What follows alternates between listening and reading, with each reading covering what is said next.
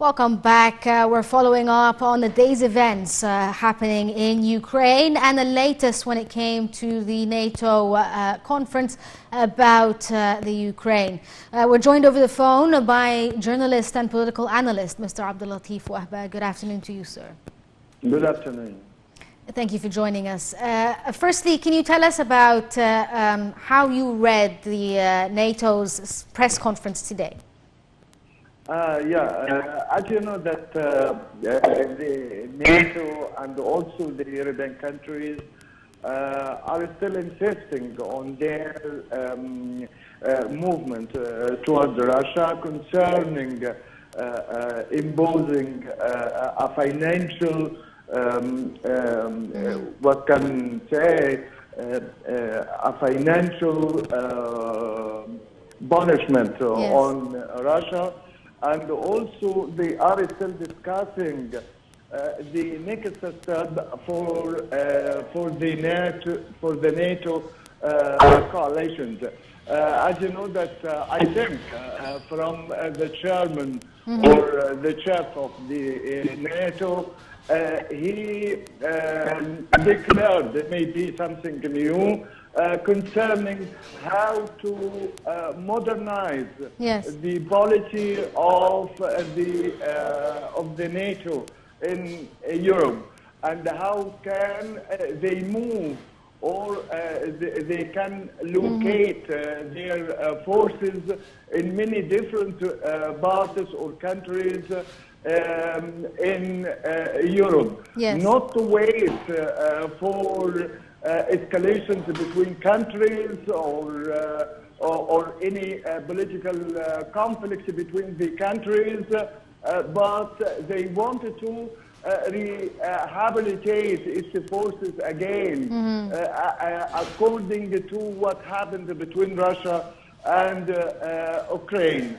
As you know that during the last 2 weeks, they negotiated with Russia, but they didn't reach to a common proposal between the two countries, I mean Russia and Ukraine, and they are still insisting at the same time on how to deal with the issues, especially after the Kremlin declared that they are ready to set with or to discuss with Ukraine how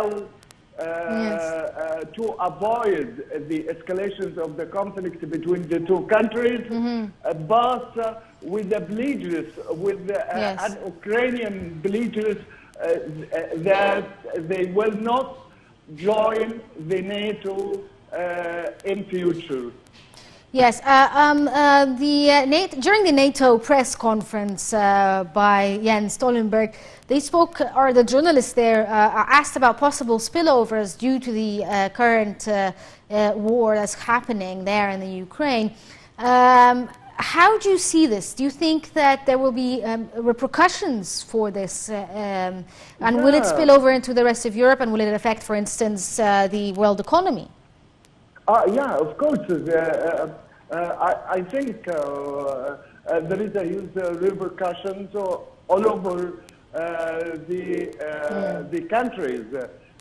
Not only the importers concerned on or can be concentrated on the imported countries, but also on the exporter itself. As you know that Ukraine and Russia and we can say the Black Sea countries, or the Black Sea areas. This is the main supplier for some agri-products for the other countries, especially wheat, for example.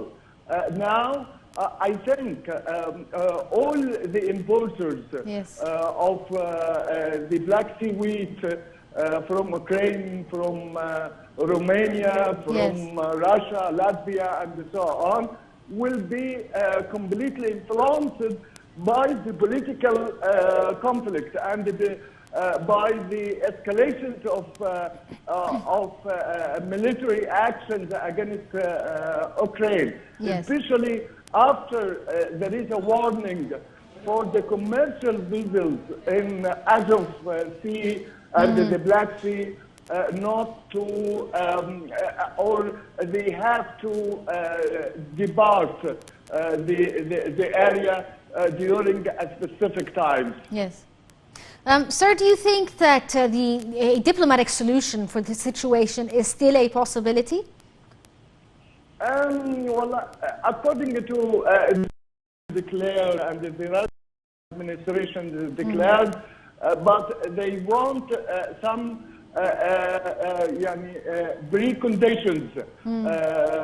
Ukraine must declare that they will not join the NATO alliance, and at the same time they can sit together and to discuss the situations, especially of the two separated areas in Ukraine. I mean, Lugansk and Donetsk. Yes. Mr. Abdellatif Wahba, a political analyst and journalist, thank you so much for giving us your opinion on the possible outcomes of what's happening right now in the Ukraine, and stay tuned for more.